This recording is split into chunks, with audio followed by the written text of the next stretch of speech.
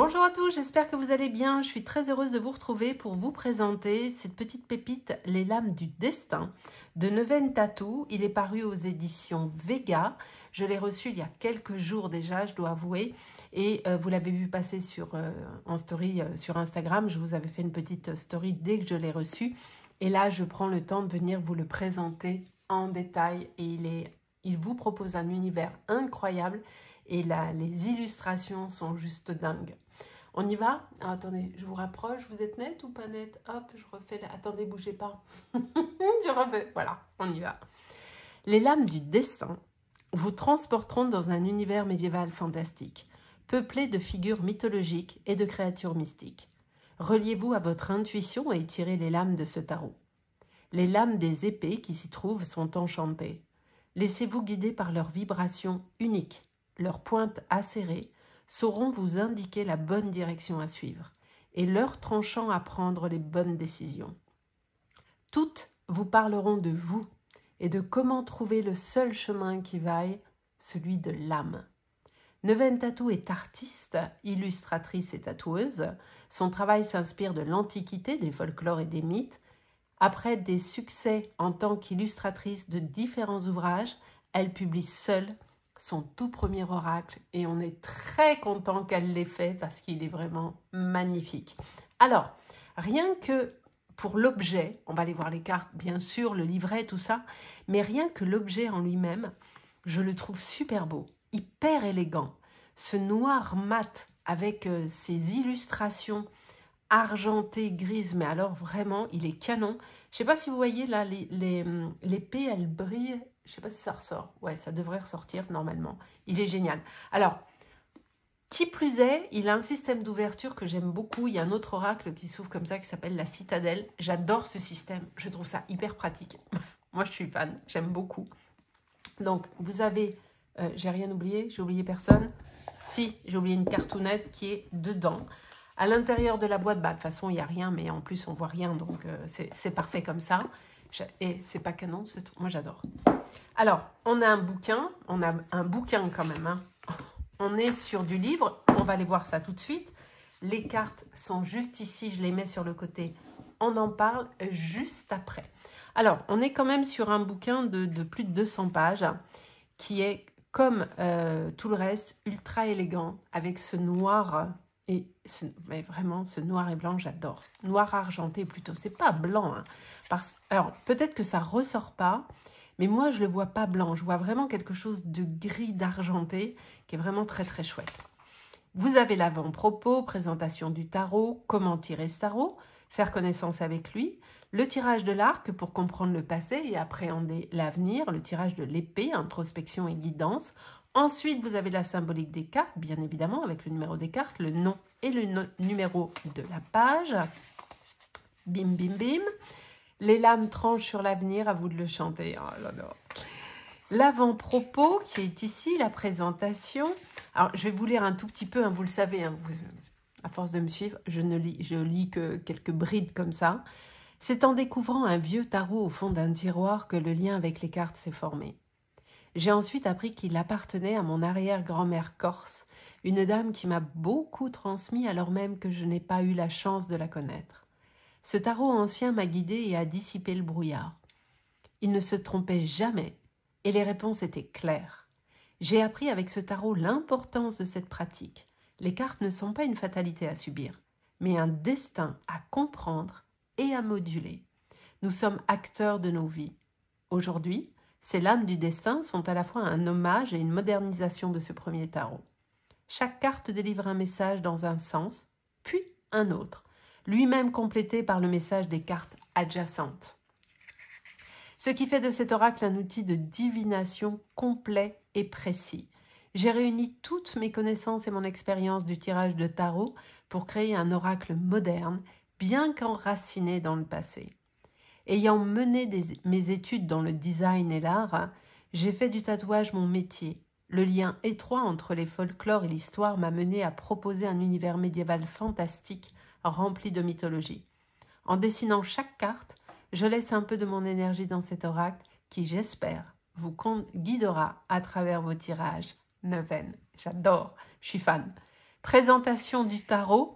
Alors, les lames du destin est un oracle divinatoire qui vous transporte dans un univers médiéval fantastique.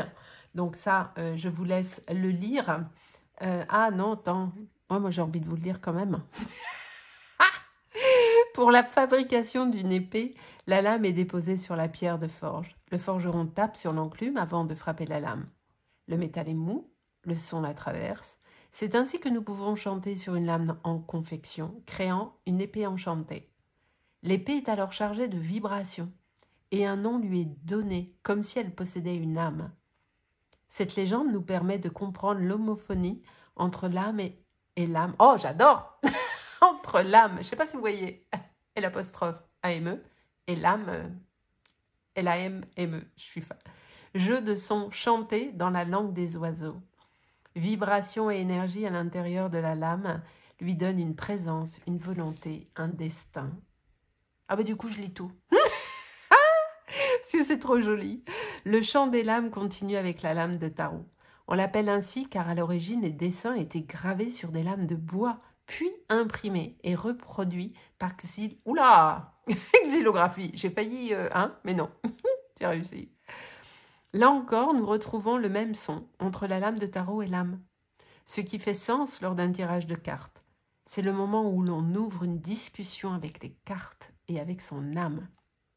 Le travail sur tablette numérique contraste avec la gravure ancienne et la temporalité dans laquelle s'inscrit cet univers.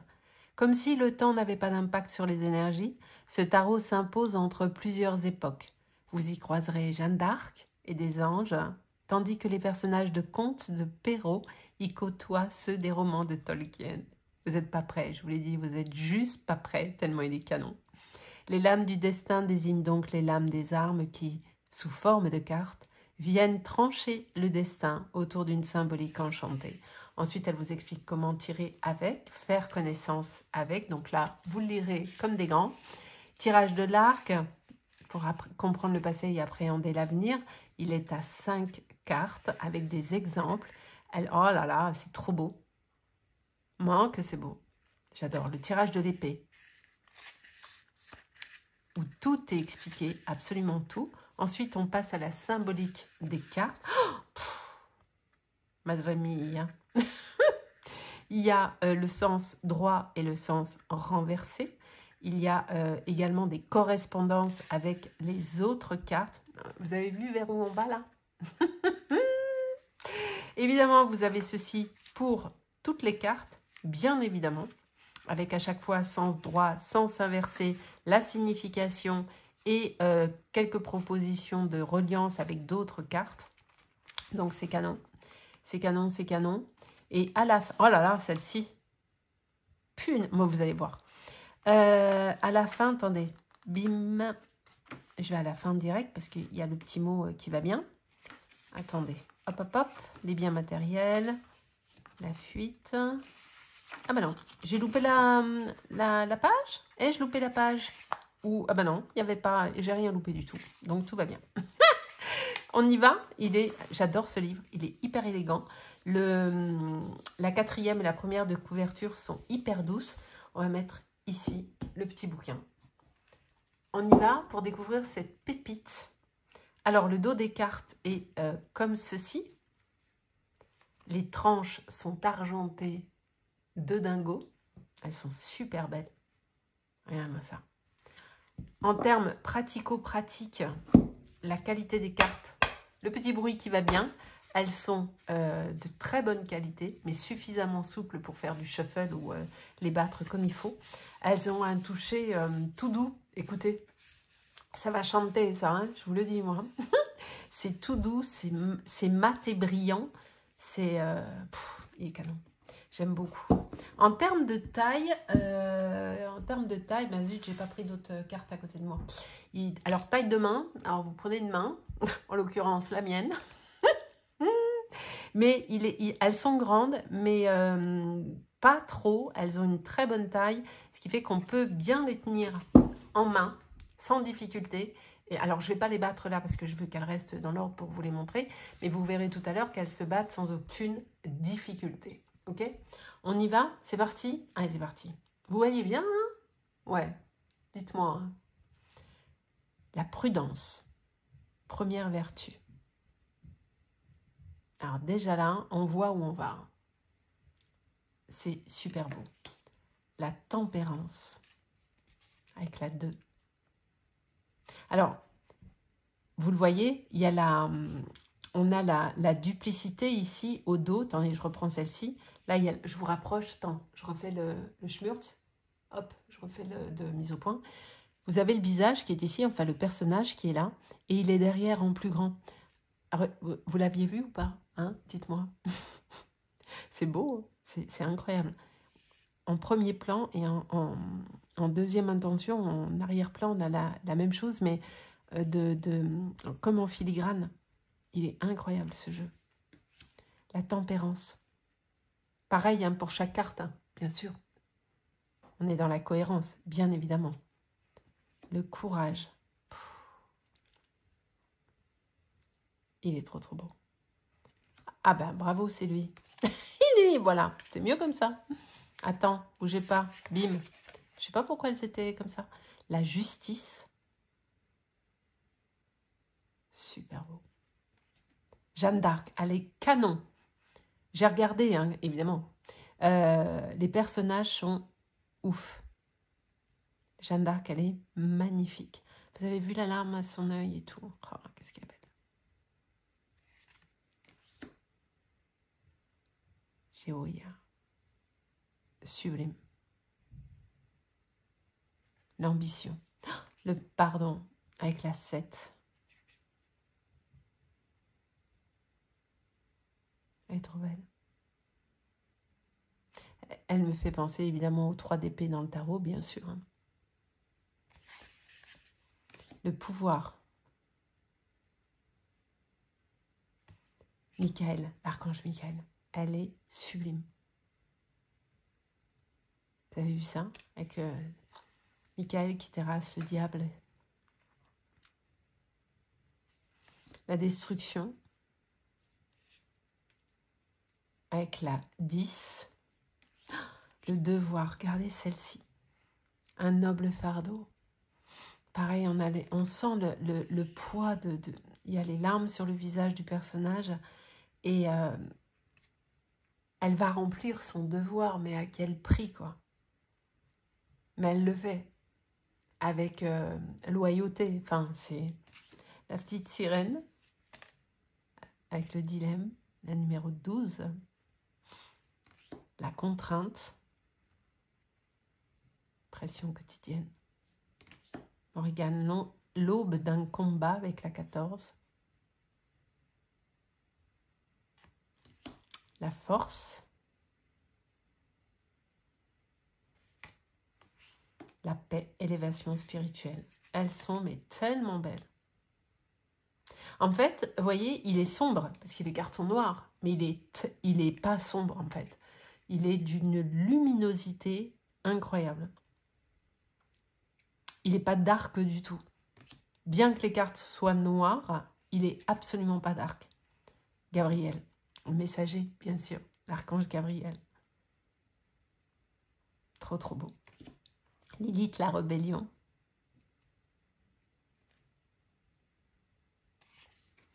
Le diable avec la 20. Le repos, retour au calme. Il y a énormément de détails. Alors, déjà, je bafouille. Je ne sais pas si vous allez tout voir vraiment à travers cette vidéo, mais chaque carte regorge de détails. Il faut vraiment, si vous vous l'offrez, prenez le temps de faire connaissance avec chaque carte. Imprégnez-vous de l'atmosphère de chacune d'elles et regardez bien tout. C'est hyper important de se laisser pénétrer par une carte, quelle qu'elle soit. Hein. Mais là, en l'occurrence, il y a des détails de dingue. L'union avec la 23. Avec les machins là, comment ça s'appelle? Je sais plus, les côtes. Oh, elle est trop belle. La tendresse. La dame du lac, bien sûr. La dame du lac, évidemment. La prophétie. Ah, quel univers, mais quel univers. Les ancêtres. vos racines avec la 26. Alors j'avais peur que du fait qu'il soit mat, qu'il y ait des traces de doigts et patati patala, et pas du tout en fait. Donc ça c'est canon. C'était une de mes craintes, hein, je vous le cache pas, mais non. Donc c'est génial. Les finances, l'aventure, Péden, l'aveuglement, la bienveillance avec la 30, le bouclier,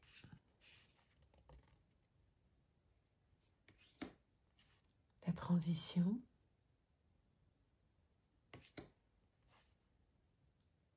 la confiance. Ah, le cœur brisé. En fait, elles sont noires et grises, je dirais, mais moi, j'y vois beaucoup de couleurs. Les siamois, connexion spirituelle. Ah, celle-ci, elle est canon. Ouais, elles sont toutes canons, hein. Mais le dragon, la sagesse. J'adore les dragons. Le cœur de biche, la duperie, l'échec,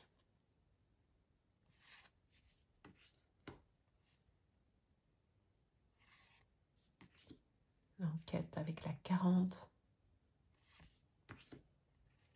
le serpent avec de magnifiques fleurs. Il en est beau le serpent en fait. Alors bien sûr, on est sur la fourberie, bien évidemment. Néanmoins, la carte est magnifique. La célébration, l'épanouissement avec la voie du bonheur, la guérison. J'adore, c'est trop trop beau. Apollon.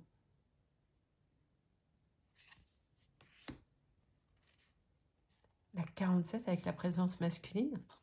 Et la 48, je vous les montre côte à côte pour la femme. La 47 et la 48. Les armes, les outils de combat. La loyauté. La lumière.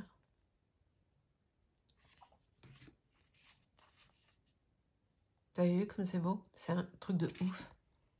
La misère, l'effondrement. J'aime beaucoup justement cet arrière, enfin cette seconde image qu'il y a derrière. Je trouve ça mais absolument génial. La naissance, avec ce petit bout de chou. Le fruit défendu. La 56, le partage. Là, celle-ci, elle est mais trop belle. On a l'impression qu'on peut le choper, le cœur. Elle est trop, trop belle. La 58, la patience.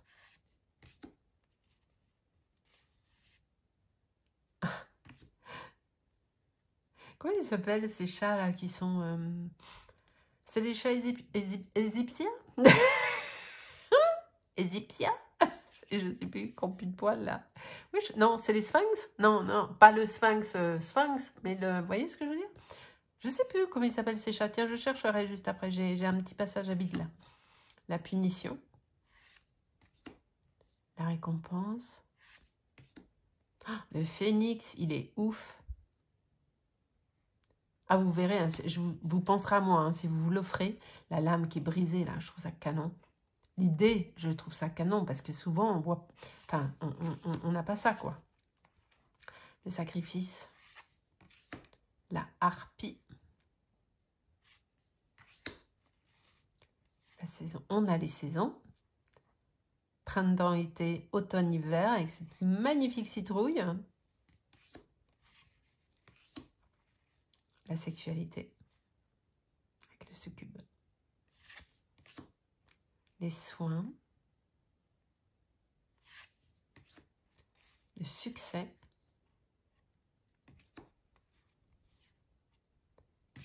Le griffon, super beau. Avec le gardien. Le destrier pour le voyage. Le logis.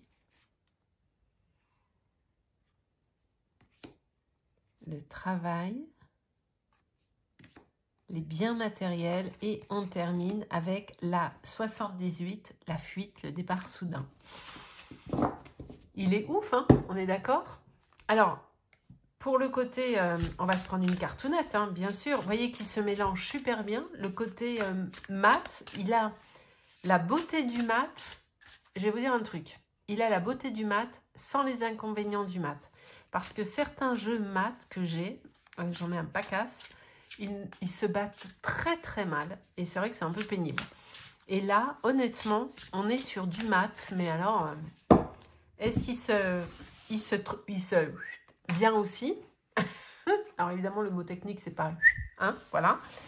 Mais il s'étale parfaitement. On va lui faire le test du, comme je fais à chaque fois, du Shuffleland. Attends. Nickel. Examen passé, sans aucun doute. C'est juste moi qui m'y prends comme un hop, qui n'arrive pas à les remettre comme il faut. Mais sinon, ça se fait très bien. Posez une intention, je vais vous tirer une cartounette. Enfin, 2 cartounettes. Comme ça, vous ferez votre choix. Donc, posez une intention. Je vous le dis à chaque fois, quand vous avez des tirages à choix, comme ça, posez une intention avant de choisir. Parce que sinon, c'est juste un message qui correspond à que dalle, en fait. Si vous voulez que ça vous parle, il faut quand même que vous ayez un minimum d'implication dans le truc, quoi. Ok, donc je vais bien les mélanger parce que quand même, mine de rien, elles étaient dans l'ordre. Donc, je vais en prendre 2 et vous choisirez tranquillou. Alors, non, il y a celle-ci qui s'est retournée, mais j'en veux juste 2 qu'on ne voit pas, sinon c'est pas drôle. Alors, attends, je les mélange encore un peu et je vais en prendre... On va prendre celle-ci. Et on va prendre celle-ci. Ça marche? En dos de deck, on a quoi? On a la prudence, la première des vertus. Alors, si vous avez choisi celle-ci, vous avez la fuite et non pas la suite, le départ soudain. Que nous dit le livre? Alors, la 78, elle est ici. Le livre vous dit que cette lame ornée de 2 ailes représente une envolée soudaine, par nécessité ou par lâcheté. Un départ se fera de manière impulsive. Selon le thème du tirage, cette carte symbolisera une démission soudaine au travail ou un amant qui ne donnera plus de nouvelles. Alors, ici, elle est dans le sens droit, donc la réponse est... Enfin, l'interprétation « fuyez », c'est le mieux que vous puissiez faire. Cessez de répondre à la demande et partez sans vous justifier. Le plus tôt sera le mieux, cette situation est toxique. Et si d'aventure elle était sortie en ce sens, on vous aurait dit que une personne va lâchement manquer à ses responsabilités en fuyant la situation. Et si on l'avait tiré avec la carte 28, par exemple, abandon d'une situation justifiée par l'envie d'autre chose, avec la carte 54, manquement aux responsabilités parentales. Vous voyez, donc, bien évidemment, vous avez le message de la carte en lui-même, bien sûr, mais ensuite, il vous faudra lire votre message en fonction de la globalité de votre tirage, comme à chaque fois, comme avec n'importe quel jeu d'oracle ou de tarot, bien évidemment. Si vous avez choisi celle-ci, nous avons la 14, Morrigan, l'aube d'un combat. La 14, que nous dit le livre? Vous voyez, il y a l'essentiel. Hein. Lady Morrigan est une déesse celtique irlandaise. Elle symbolise la guerre et le massacre. Les corbeaux sur un champ de bataille caractérisent sa présence. Son culte est lié aux actes funéraires effectués après la guerre. On laissait volontairement les cadavres des guerriers à terre se faire dévorer par les corbeaux, incarnation de Morrigan. La déesse pouvait ainsi emporter leurs âmes guerrières auprès des dieux. Cette carte vous indique qu'une bataille est proche. Vous pourriez bientôt apercevoir un corbeau ou une corneille qui vous indiquera le début de la bataille. Votre guerre peut concerner plusieurs domaines de la vie. Celui dont il s'agit vous sera révélé selon les cartes qui accompagnent Morrigan. Donc ici, on n'a tiré qu'une carte, donc vous l'adaptez à votre situation. Dans le sens droit, vous savez ce qui vous attend, vous avez déjà préparé vos armes et solidifié votre mental. Vous êtes prêt. Si d'aventure nous l'avions tiré à l'envers, quelqu'un va essayer de vous devancer et vous chercher querelle pour vous prendre au dépourvu. Pareil, comme pour l'autre carte, je vous donne un exemple. Avec la carte 34, par exemple, ça aurait été vengeance de la part d'une personne proche ou d'un ex-compagnon. Alors, je vous ai tout montré. Et pourquoi j'aime cet oracle tarot? Bah déjà par son originalité, parce que je le trouve vraiment très beau. Et il est original, et bien qu'il soit dark, a priori, il est ultra lumineux. Je le trouve très qualitatif, les tranches sont super belles. Et j'aime l'univers dans lequel il nous embarque. Cet univers fantastique et médiéval, avec des personnages emblématiques. Et il y a une vraie profondeur, il y a une vraie richesse. Le nombre de cartes et les propositions de cartes font que les tirages vont être forcément riches de sens parce qu'il y a beaucoup de possibilités. Il est vraiment canon, très très beau. En termes de tarifs, il est hyper raisonnable, enfin, il est à 26 €. Et croyez-moi, compte tenu de la qualité de ce coffret, franchement, on est parfait. Je vous mets bien évidemment en barre d'infos le lien de l'Instagram de Neuvaine si vous voulez la suivre, mais je crois qu'il est... Je l'ai vu tout à l'heure. Où est-ce que je l'ai vu? Ah, ça doit être dans le bouquin, je crois. Je crois que c'est dans le bouquin que j'ai vu ça. Ou alors encore, comme tout à l'heure, je rêve. Mais de toute façon, moi, je vous mettrai tout en barre d'infos. Je vous mettrai également l'Instagram des éditions Vega et Très Daniel, bien sûr, ainsi que mon lien Amazon, si d'aventure vous voulez vous l'offrir. Ok. Je vous remercie beaucoup d'avoir été là pour cette présentation et je vous dis à très vite. Je vous fais des gros bisous.